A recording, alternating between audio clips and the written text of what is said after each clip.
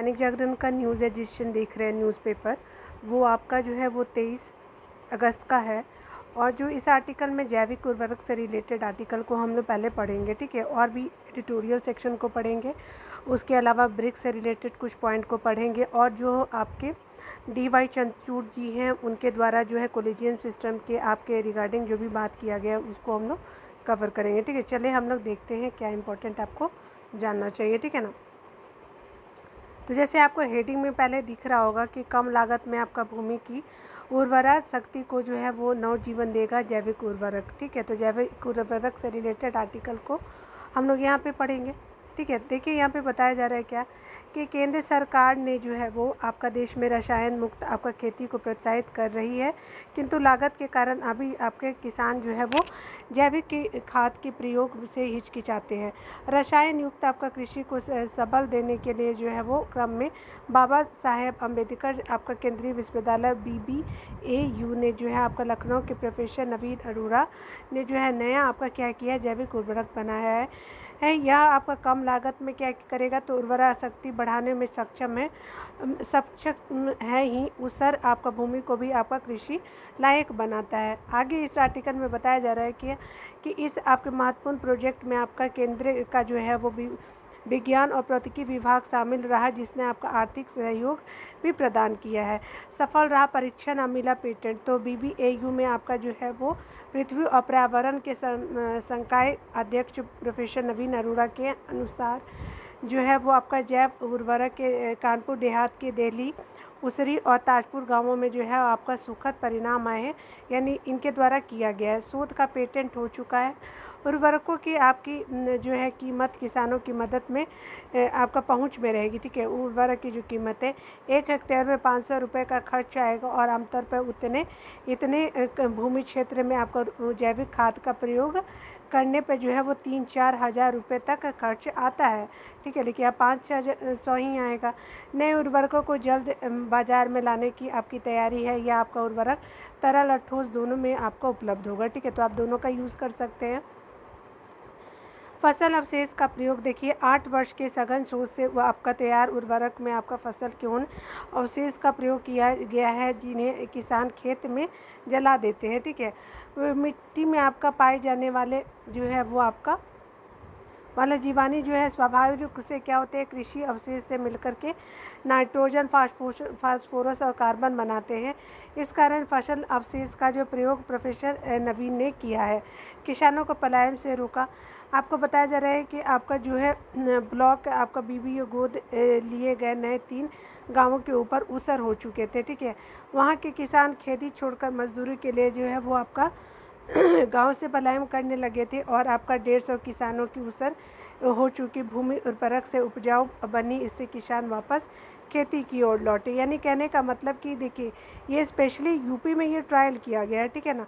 लेकिन ये स्पेशली आपको जानना चाहिए कि किस तरह से जो है आपको कानपुर मॉडल को आप ऑल ओवर इंडिया में अप्लाई कर सकते हैं, ठीक है। के द्वारा कुछ पॉइंट भी बताया गया है कि रासायनिक खाद के स्थान पर जैव उर्वरक के प्रयोग और वायु और जल प्रदूषण भी कम होगा और किसानों को जो है जैविक खेती के लिए आपका प्रशिक्षण भी दिया जा रहा है, ठीक है। तो ये आपका जो है वो प्रोफेसर जी के द्वारा बताया गया है कि किस तरह से जो है आपका जो भूमि उर्वरा जो कम हो जाती है, तो जैविक उर्वरक का यूज करके आप अपने भूमि का उर्वरक क्षमता को क्या कर सकते हैं, आप बढ़ा सकते हैं, ठीक है। तो चलिए हम लोग अगले आर्टिकल को देखते हैं।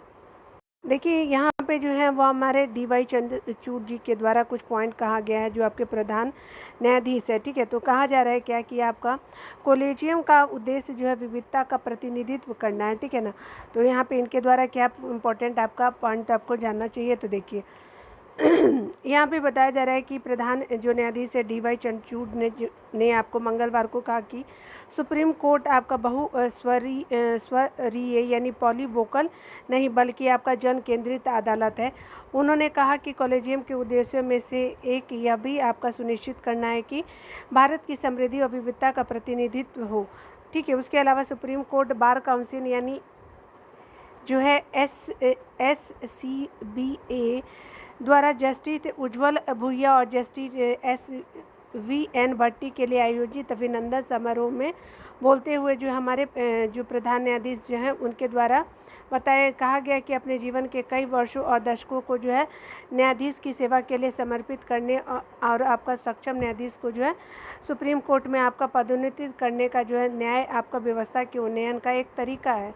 उन्होंने कहा कि यह आपका महाराष्ट्र और आपका जो है दिल्ली का सुप्रीम कोर्ट नहीं है, यह आपका भारत का सुप्रीम कोर्ट है, ठीक है। उसके अलावा जो हमारा उद्देश्य यह प्रतिबिंबित करना है कि जो न्यायालय भारत की विविधता को दर्शाता है, ठीक है। यह मेरा मानना है कि यह सुनिश्चित करना कॉलेजियम के उद्देश्यों में से आपका क्या है, एक रहा है। उसके अलावा यहाँ उन्होंने बोला कि हम भारत की समृद्धि और विविधता का प्रतिनिधित्व करते हैं।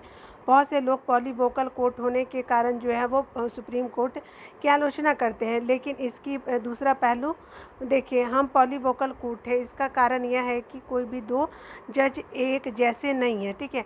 हमारे पास एक पीठ में एक जज महाराष्ट्र के और दूसरे बंगाल के होते हैं, जो हम हरियाणा के किसी मामले पर फैसला करते हैं। यह आपका भारत के सुप्रीम कोर्ट का असली सार जो है वो है, ठीक है। यह आपका पॉलीवोकल अदालत नहीं है, बल्कि आपका सुप्रीम कोर्ट एक आपका जन केंद्रित अदालत है।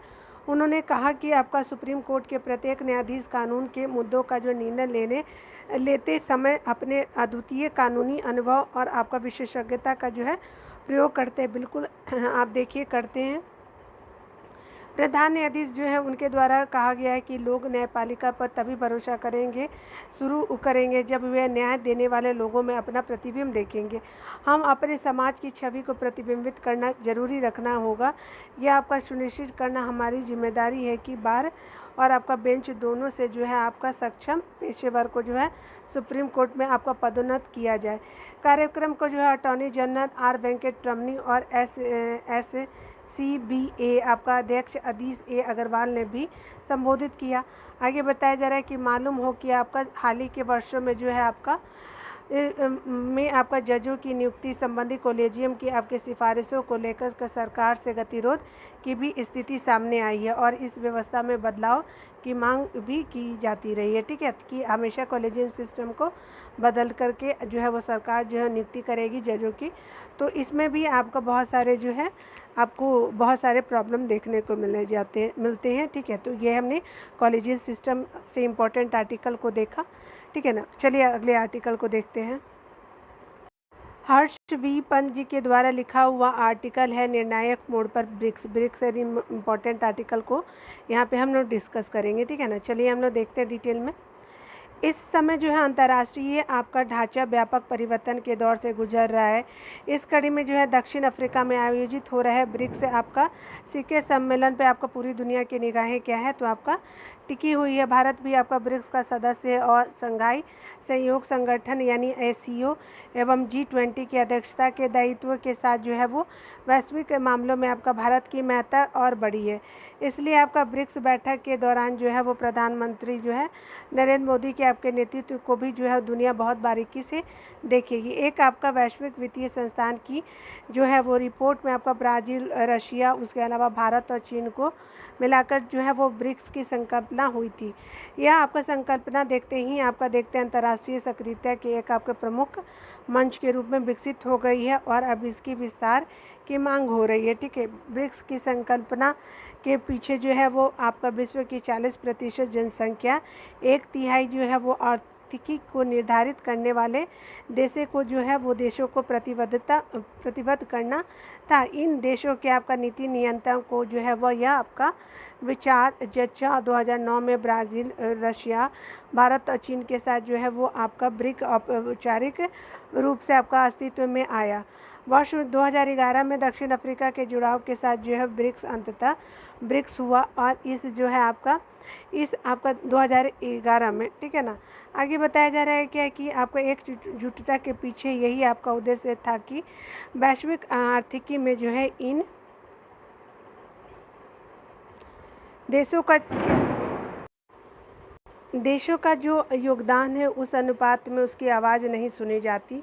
तो उस आपका स्वर को मुखर किया जाए, ठीक है। इनका उद्देश्य जो है वो आपका इनका उद्देश्य था कि एक साथ आकर वे पश्चिम के नेतृत्व और वर्चस्व वाली आपका वित्तीय प्रणाली के दबदबे को चुनौती देकर के जो वैश्विक आर्थिक प्रणाली को संतुलन प्रदान करेंगे।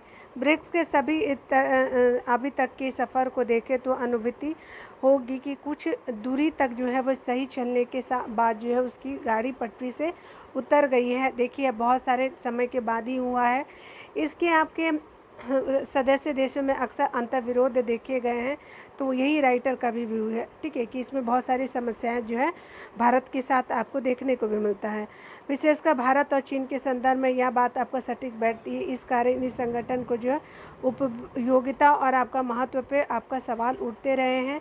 भारत के दृष्टिकोण से जो है वो ब्रिक्स से इसके जुड़ाव की एक वजह यह भी है कि वह आपका समान विचार वाले ऐसे देशों के साथ जुड़ना चाहता था जो चीन के निरंतर बढ़ते दबदबे और दुस्साहस की स्थिति में आपका आंतरिक मंच पर उसे जो है वो आपका क्या जवाब दे और आपका जिम्मेदार बना सके। भारत को उम्मीद थी कि दक्षिण अफ्रीका, ब्राज़ील, आपका रूस जैसे सहयोगी चीन का पर जो है दबाव डालकर ब्रिक्स को इसके लिए आपका उपयोगी बनाएंगे, लेकिन बदलते समय और परिस्थितियों के दौर में जो है यह उम्मीद धराशायी हो रहा है, क्योंकि आप देख रहे हैं कि रशिया जो है वो चाइना को सपोर्ट कर रहा है, ठीक है। एक वक्त रूस जैसे आपका ताकतवर देश की भारत के प्रति बड़ी स्पष्ट और निकट सहयोग वाली नीति थी, लेकिन यूक्रेन युद्ध के बाद जो है समीकरण बदलते शुरू हो गए हैं। अब रूस का झुकाव चीन की ओर बढ़ रहा है। ऐसे में भारत के नज़रिए से ब्रिक्स को लेकर के एक नई रणनीति बनाना आवश्यक हो गया है। जिन परिस्थितियों में आपका दक्षिण अफ्रीका में आपका ब्रिक्स सम्मेलन आयोजित हो रहा है, उससे पूरे विश्व की निगाहें इस पर लगना स्वाभाविक है। कुछ अंतर्राष्ट्रीय कानूनों और नोटिसों के चलते आपका मेजबान आपका जो है साउथ अफ्रीका और आपका रूस में सहमति बनी कि राष्ट्रपति व्लादिमीर पुतिन इसमें नहीं आएंगे और विदेश मंत्री सर्गेई लावरोव रूस का जो है प्रतिनिधित्व करेंगे। विदेश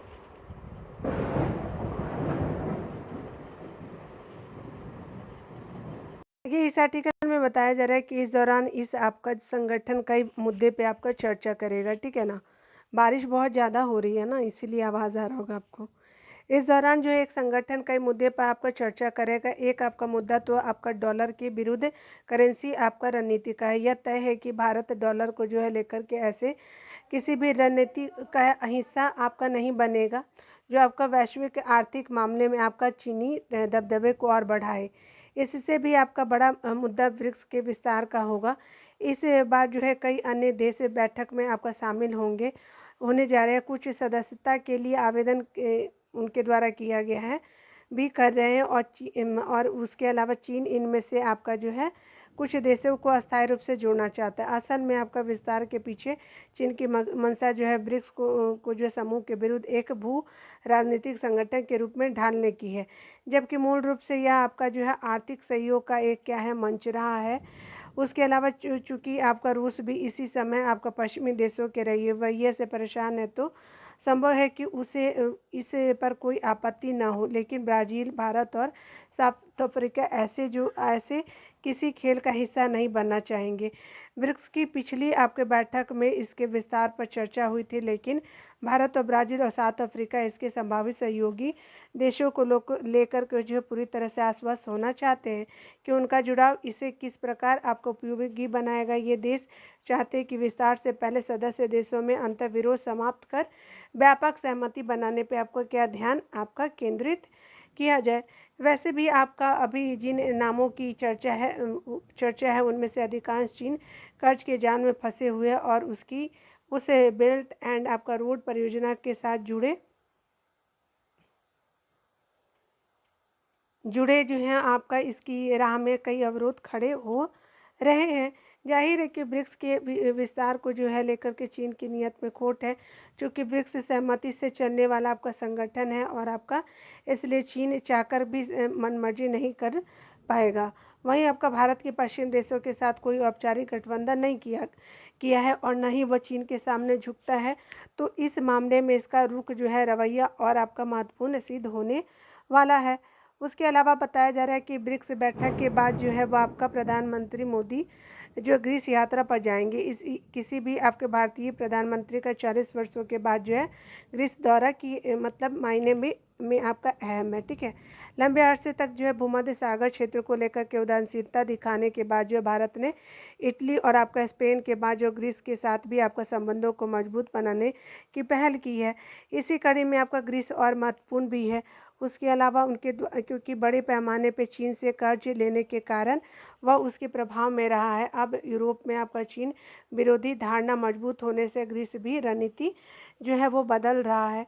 और भारत और ग्रीस के संबंध में तो आपका ऐतिहासिक और सभ्यता आपका गत कड़ियों से जुड़े हैं, ठीक है। उसके अलावा ऐसे में उनमें मजबूती को अंतर्निहित आपकी संभावनाएं विद्यमान है। अब प्रधानमंत्री का दौरा इन आपका जो है वो संभावनाओं को भुनाने का भी काम करेगा। ग्रीस ने जो है अब देश के लिए जो है यूरोप का द्वार बनने की पेश की है, ठीक है। और जो है भारत के लिए यूरोप का द्वार बनने की पेशकश की है। लॉजिस्टिक के मामले में वह भारत के लिए बहुत ही उपयोगी सिद्ध हो सकता है। ऐसे में जो है पीएम आपका ग्रीस दौरा यूरोप में भारत के विस्तार को और चीन के प्रभाव को घटाने का भी जो है एक जरिया बनेगा। और ये जो है उपाध्यक्ष हैं लेखक, और ये कहाँ तो ऑब्जर्वर रिसर्च फाउंडेशन में, ठीक है। तो इनके द्वारा हमने आर्टिकल यहाँ पे जो है मैं आपको प्रोवाइड करी हूँ, ठीक है ना। चलिए देखिए, आपका जो है एक आर्टिकल है शिक्षा पर सस्ती राजनीति से रिलेटेड, कि किस तरह से जो है आपको शिक्षा को राजनीतिक से जुड़ करके लोग बेनिफिट उठा रहे हैं, ठीक है।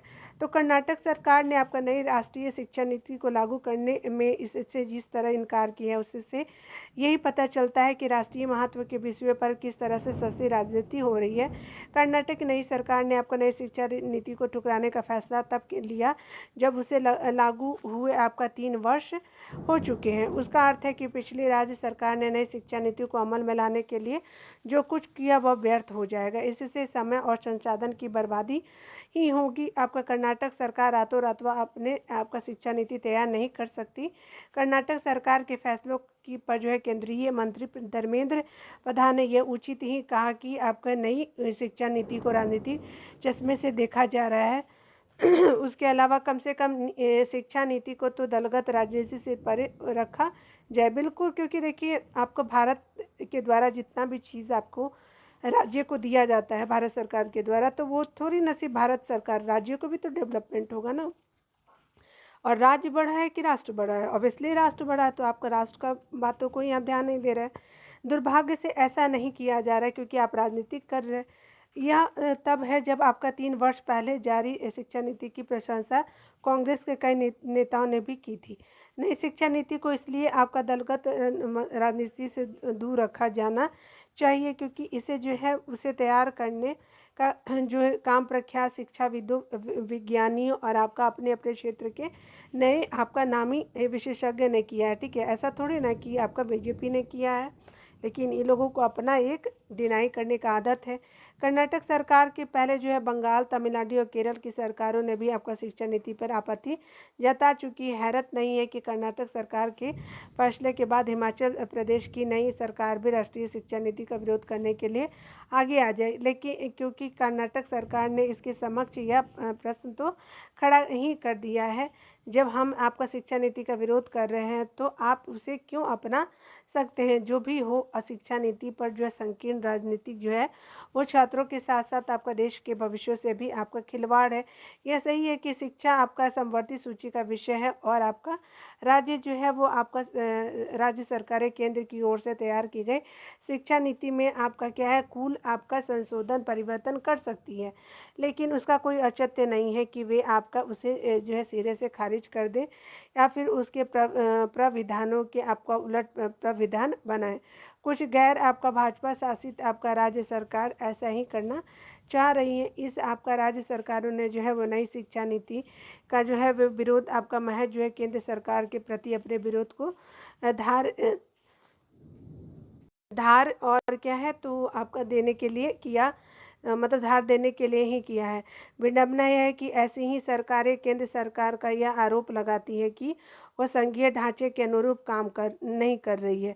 आपकी नई शिक्षा नीति को लागू करने से आपका मना करने का जो है कर्नाटक सरकार का फैसला यह भी बता रहा है कि किस तरह जो है सत्ता परिवर्तन होते ही जो है शासकों की आपकी प्राथमिकता बदल जाती है। कई बार जो है कि तो वे केवल इसलिए बदल जाती है ताकि यह जताया जा सके कि पिछली सरकार कुछ भी सही नहीं कर रही थी। ठीक है, तो ये हमने देखा बहुत सारे एजुकेशन से रिलेटेड कि किस तरह से कर्नाटक गवर्नमेंट ने डिनाई कर दिया है लागू करने के लिए आपका जो है वह नई शिक्षा नीति को। ठीक है ना।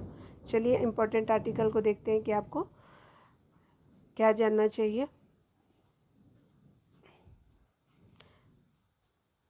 यहाँ पे एक आर्टिकल है वित्तीय समावेशन की खुली आपका राह को देखते हैं। इम्पोर्टेंट आर्टिकल है जो आपको जानना चाहिए। ये राहुल लाल जी के द्वारा लिखा गया है और ये जो आर्थिक मामले के क्या है तो जानकार भी हैं।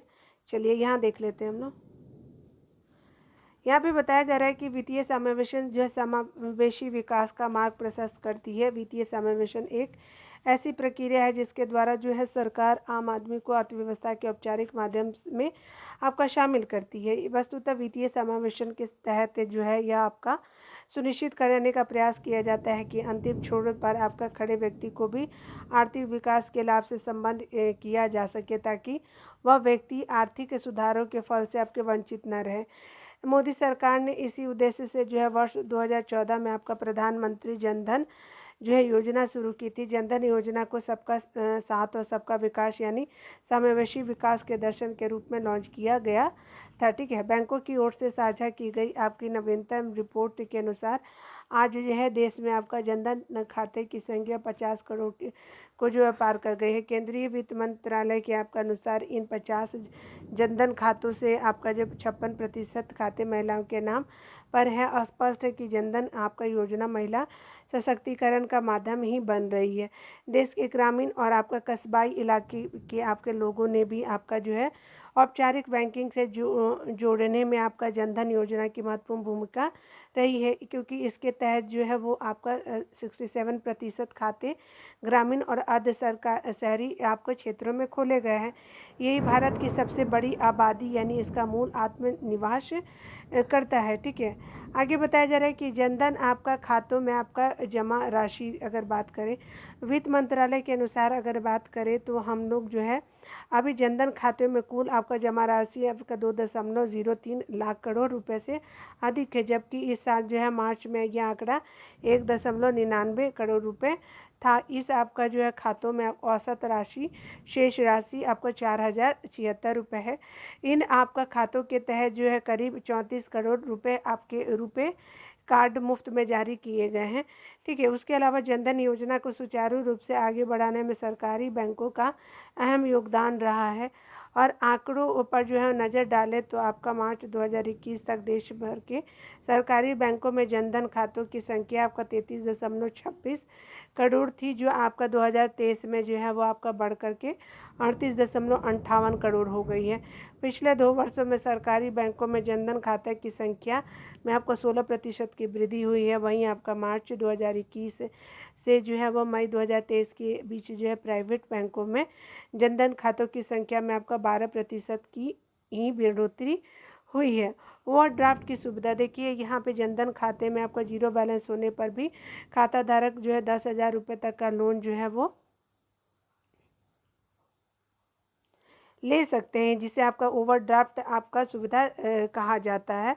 उसके अलावा इसके अंतर्गत खाता धारकों को अपने 5,000 रुपये मिलते थे, पहले 5,000 रुपये मिलते थे, जिसकी सीमा को अब बढ़ा करके 10,000 रुपये कर दिया गया था। खाता धारक लोन को इस राशि का आसानी से ATM कार्ड या फिर UPI के जरिए निकाल सकते थे। हालांकि किसी खाता धारक को ओवरड्राफ्ट के रूप में 10,000 आपका रुपये तभी मिले हैं जब उसका जनधन खाता जो है 6 महीने पुराना हो जाता है।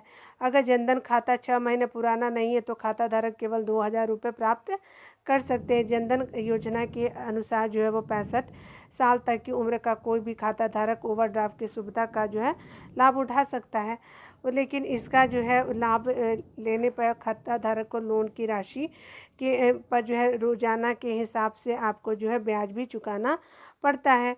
ठीक है।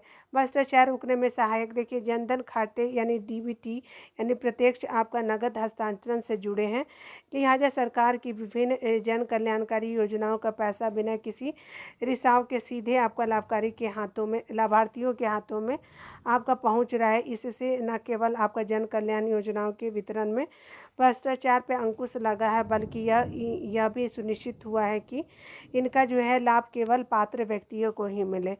ऐसी योजनाओं के क्रियान्वयन में यह पारदर्शिता अनिवार्य भी है। हालांकि कुल 50 आपका करोड़ जनधन खातों में से जो है सिर्फ आपका 5.5 करोड़ खातों में जो है आपका में ही आपका डीबीटी के लाभ मिल रहे हैं, ठीक है। आगे बताया जा रहा है क्या कि आपका डीबीटी के लाभ वाले खातों में जो है खातों की संख्या में और वृद्धि की आवश्यकता है, और जिससे कि आपका आर्थिक वृद्धि का जो है लाभ समाज की आपके सबसे कमजोर और वंचित वर्गों को भी जो है वो मिल सके, ठीक है ना।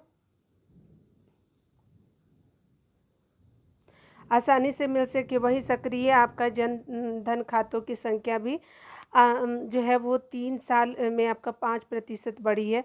आरबीआई के दिशा निर्देशों की अगर बात करें तो जब 2 साल तक किसी खातों में लेन देन नहीं हो तो उसे इनऑपरेटिव या फिर निष्क्रिय आपका माना जाता है। जनधन खातों को जो है दुर्घटना आपका जो है बीमा की सुविधा भी आपके दी गई है। आरंभिक खाता धारकों को 1 लाख रुपए की दुर्घटना बीमा की पेशकश की गई थी, और 28 अगस्त 2018 के बाद खोले गए नए खातों के लिए इसे बढ़ा करके आपका 2 लाख रुपए तक कर दिया गया है।